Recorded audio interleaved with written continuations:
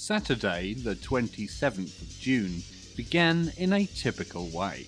It was typically hazy, given the time of year.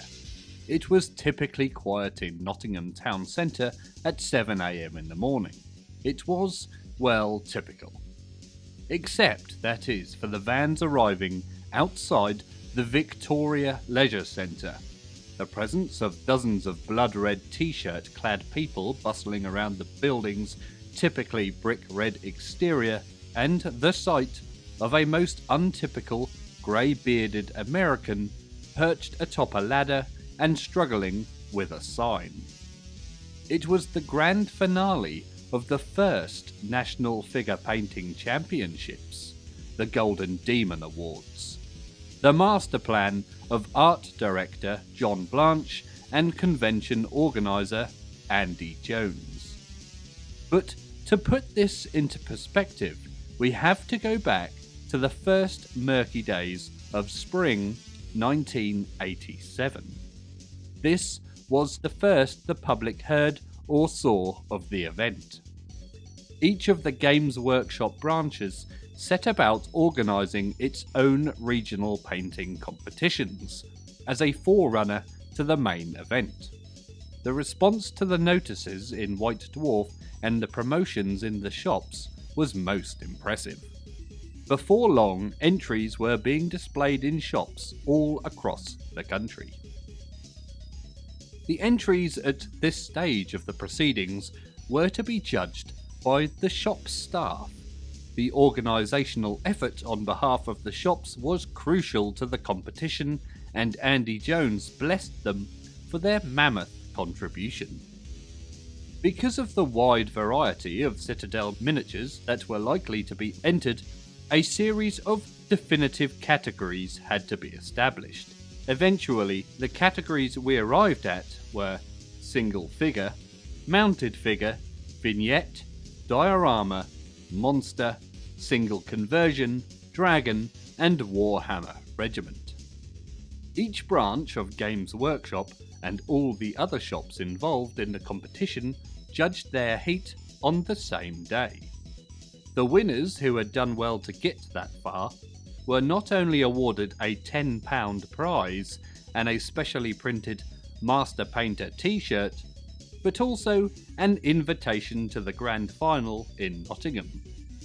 A specially cast dwarf figure was presented to each entrant for a special championship category to be judged at the final. Each heat became a mini-event. Some shops invited Games personalities along as guest judges.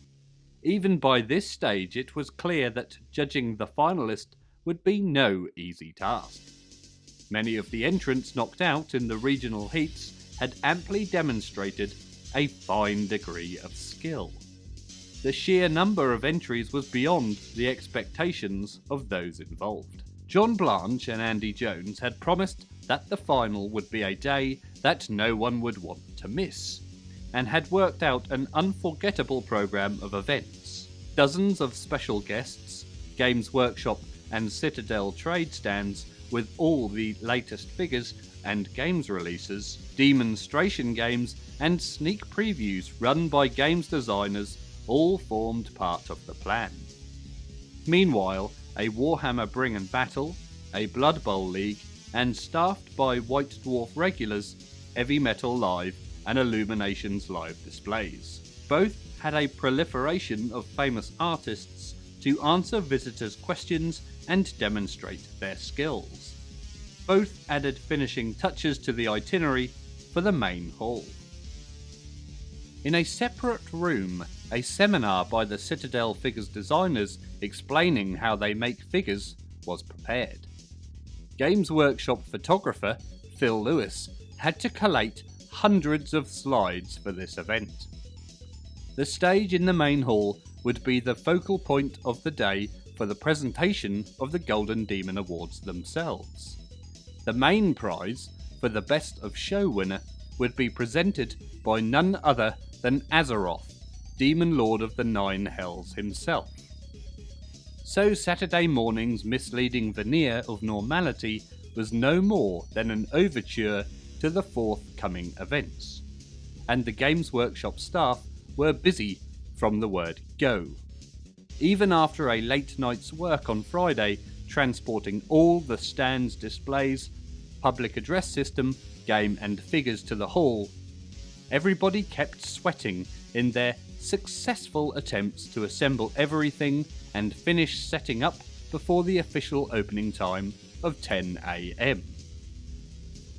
The American trying to fix the banner above the entrance was none other than games designer extraordinaire, the world-famous Ken Rolston, who couldn't quite reach, but with a few caustic comments and a lot of colonial panache, Ken's struggle paid off, and the banner was fixed.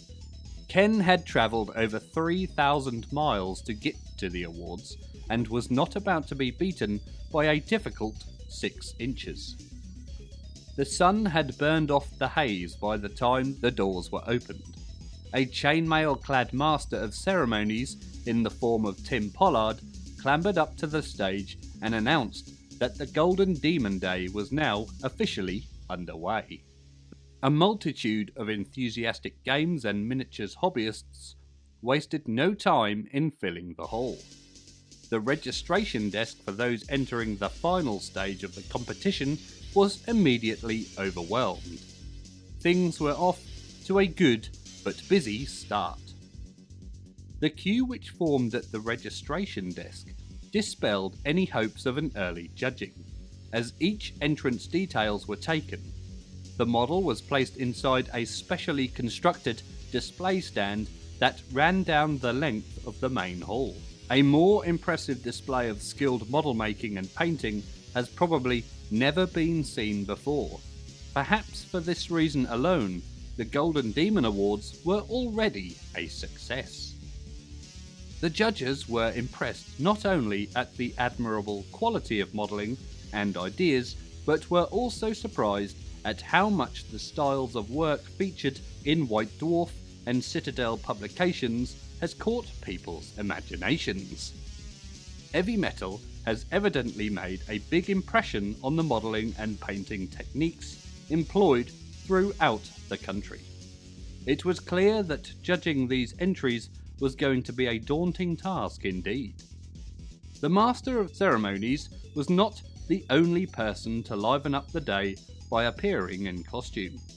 A stunning cast of gothic monsters had made their way down from the Mythlore studios in Cheshire.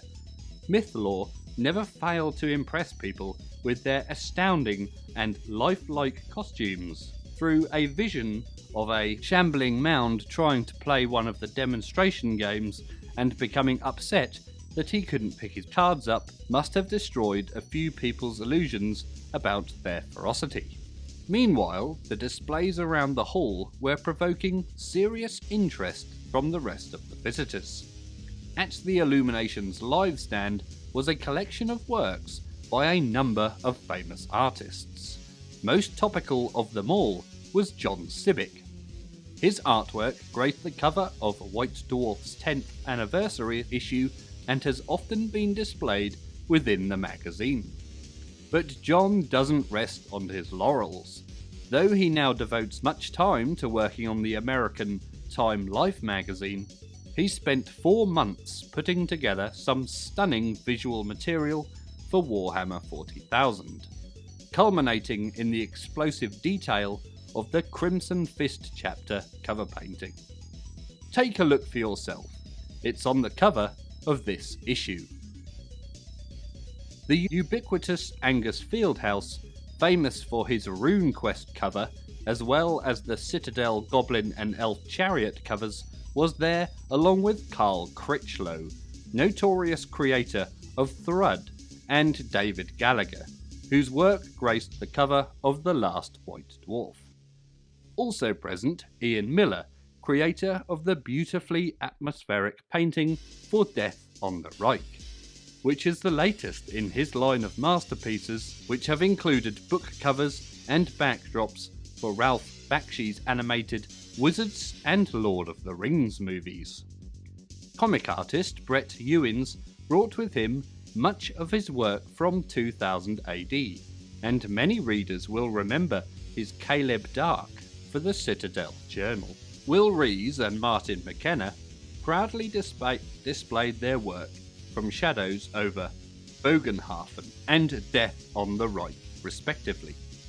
Their evocative images attracting a good deal of attention. Of course, our own John Blanche and Tony Ackland, who have captured the imaginations of so many gamers in the past, received their fair amount of attention, along with Bill of Gobbledygook fame, who was presiding over the stand replete with gook-adorned bowler hat. It was intended to have these guest artists answering questions from behind their desks in a semi-formal way, but the crowds were so big and interest so strong in the displays and the different styles that the artists just mingled with everyone else and chatted.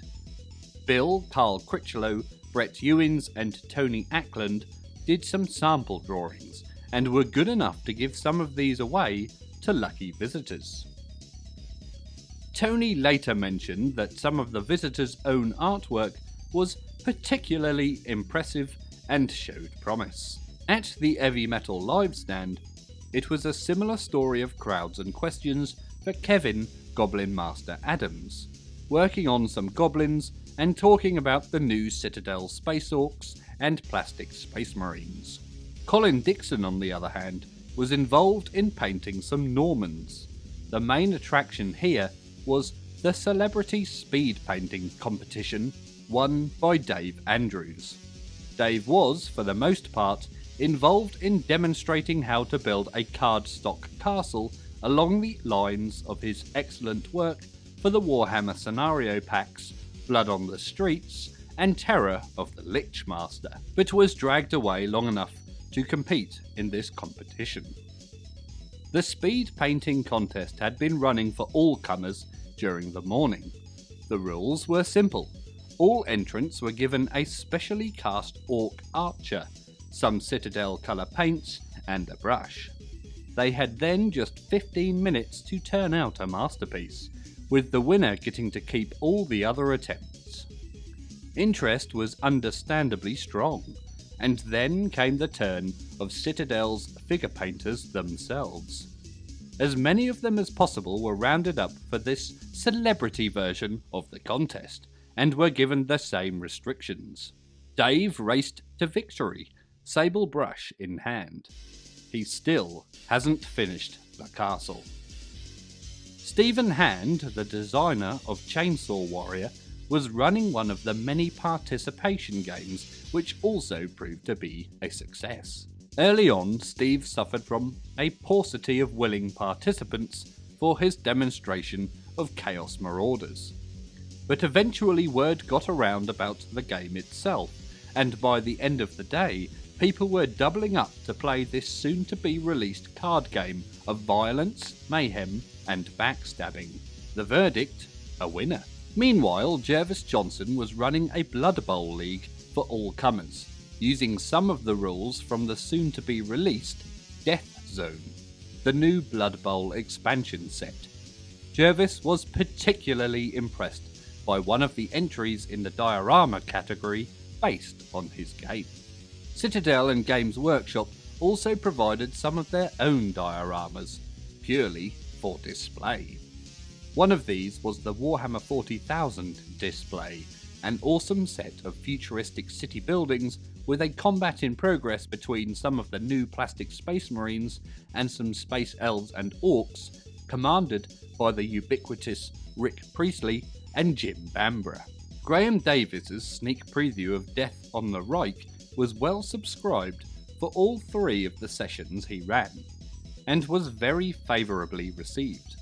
The perennial Gary Chalk came along as well, throwing himself into the spirit of the occasion during a wargame using Gary's own rules system. Ken Rolston also ran a preview of his Warhammer Fantasy roleplay adventure, Something Rotten in Kislev, also known as Way Too Many Dead Guys on Parade, Harvest of Death, and Get the Idea? Despite the title, Ken designed this as a more of a problem-solving adventure, and reports say that it's good 'un. But all this looked tame when compared to the awe-inspiring paranoia display put on by Bob Avery. At one point he was seen making a normal everyday member of the public who just happened to have innocently decided to play in a game of paranoia lie on his back across the playing table with the blindfold on, just to be slapped around the face with a wet fish. This was after Bob had got the entire team of players up on the stage doing an aerobics display to some disco music, and before making some other poor sap strip to the waist while sitting in a big cardboard box on the table. And all done to the tune of "I Heard It Through the Grapevine." A strange man indeed, Bob Avery. Away from the main hall, Jes Goodwin and Aly Morrison were giving the planned seminar on model making, with a slideshow and question and answer session, appearing unperturbed by any of the other weird happenings of the day. Also in it at the seminar were Trish Morrison, Nick Bibby, and the Perry twins, especially primed for resistance to interrogation. Throughout the day, Games Workshop's ace photographer and all-around good guy, Phil Lewis, struggled in his temporary studio at the end of the hall in a desperate bid to capture images of the entries for posterity.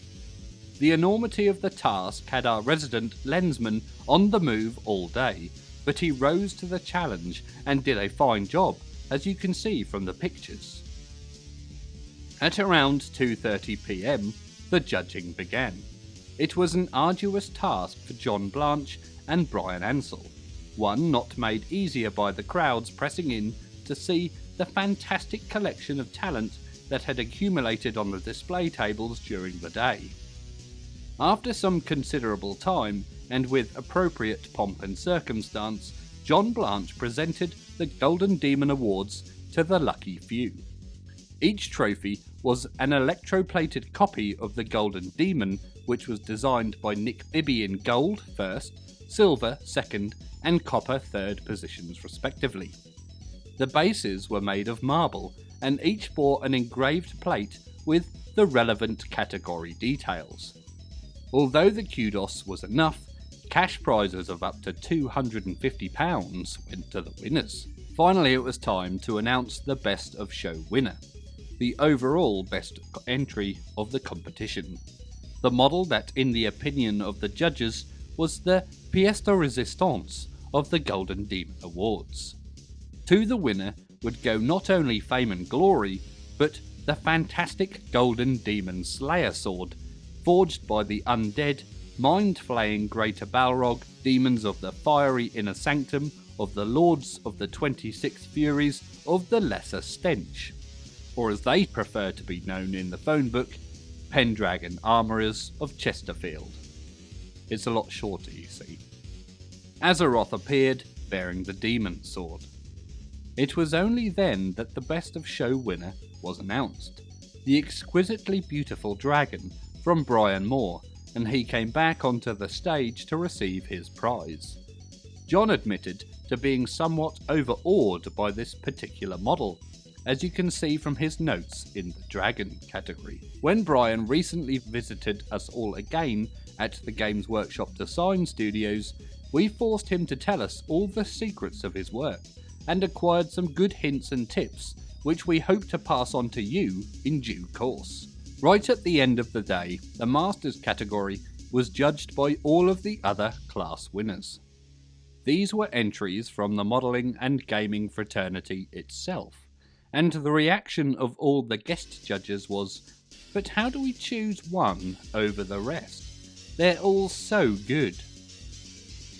In the end, however, a winner had to be chosen, and it was without prejudice to the other entries that the exquisite Goblin War Elephant from Fraser Gray won the bottle of champagne and the charity donation of £150.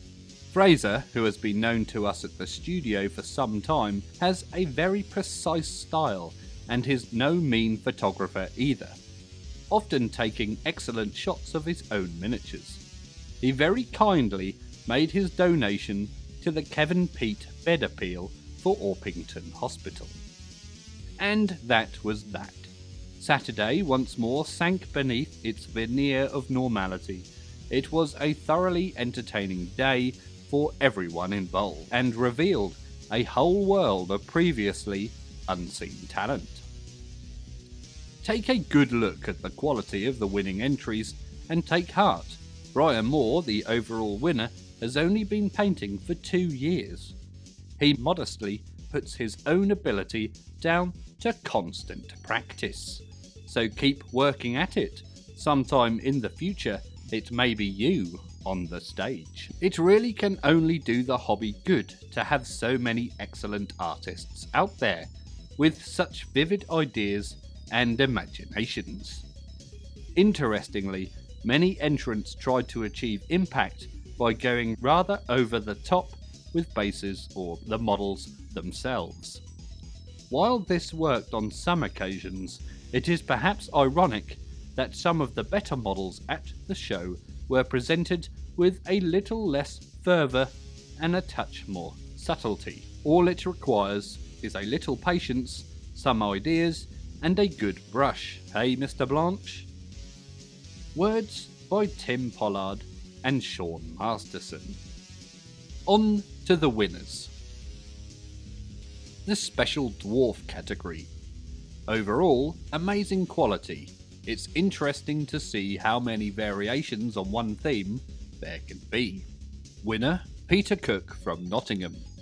Well defined, neat and clean. Everything a good figure should be.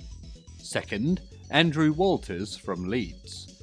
Third, Mark Page from Winchester. Next up, the single figure category. A staggering numbers of figures here on all themes, with Chaos Warriors and Chaosettes featuring predominantly. Winner, Alistair Canyon from Cleveland. An amazing Chaos Warrior called Hard. Second was Mark Page from Winchester, and third was Andrew Walters from Leeds. The single mounted figure category. A quality selection of the highest standard, with people favouring mounts other than horses, such as monsters and boars, etc. Winner was Paul Benson from Hendon, a brilliant orc boar rider. Second was Simon Bargery from Hants, and third Nick Sewell from Solihull. On to the dragon category. Always impressive, dragons represent high fantasy in its purest form. Most submissions came with substantially modelled bases, and many conversions were to be seen. Winner, Bryan Moore from Birmingham. A double-headed Kegox dragon with an orc rider and many more additions. A truly superb piece that had more than an undercurrent of the Orient. It had all the elements that make a superb piece of fantasy modelling. It was impressive, had a customised rider, bright colours and a scenic base. Brilliant. Second was Simon Bargery from Hants. Third was Steve Blunt from Somewhere Secret. Vignette category. A chance to show groupings on a small scenic base. These and the dioramas must be the collector's pieces of the future. Winner, Mark Evans from Leicester. A great dwarf tower which had some real thought go into it. Second was Steve Robinson from Leeds. Third, Stephen Mussard from Horacy, and an honourable mention to Ivan Bartlett from Chatham. Sometimes a model stood out so much even though it was not a prize winner. It deserved a special mention, and so this new extra category was added. The conversion category. A chance for the true fantasy fanatic to show off his or her talents to the greatest extent. Good ideas abound, as well as the truly weird. Winner, Steve Blunt, still from Somewhere Secret. An amazing fighting gargoyle. Second was Adrian Sellers from Northampton. Third, Gary Pritchard from Cornwall. Honourable mention, Chris Jones from Sheffield. The diorama category. Mega epic time. this was the one for the megalomaniacs of the hobby to have a go, and they certainly excelled themselves. Winner was Ivan Bartlett from Chatham. The Chalice of Doom was original, impressive and incredibly well executed, if that's the right term. Second was Brian Moore from Birmingham. Third, Steve Blunt. Hello Steve, wherever you are. Honourable mention to Graham Pritchard, that insane conversion that seems to grow every time you look at it. The monster category. Devils and demons and things that go burp in the night. Balrogs were the favourites in this category. Winner Dave Hallett from Oxford. A classic nasty bit of work, with a lot of time and trouble taken over it. Second, John James from Sunderland. Third, David Hoole from Wakefield. The Warhammer Regiment category. Figures en masse have always appealed to me, and with their rhythm of movement and interplay of stance, they are capable of producing effects which evoke the atmosphere of battle. This is the class where shield designs, banners, officers, etc. have a relevance of their own. Winner, Gary Pritchard from Cornwall, an insane member of the public who seems to want to cover everything in psychedelic decoration. This Skaven regiment was so colourful they'd make a unit of Landsknechts look like undertakers. Second was Richard Kernick from Winchester. Third was Danny Fuller from Brighton. The Masters category. Winner, Fraser Gray with his Orc War Elephant. Comments were by John Blanche. Thank you very much for watching. If you'd like to support the channel, then please be sure to like and subscribe, or even leave a comment. I always try my best to reply to them all. You can even now support the channel by joining the Patreon page, details of which are in the description below. Thank you again for watching, and always remember to drill your barrels.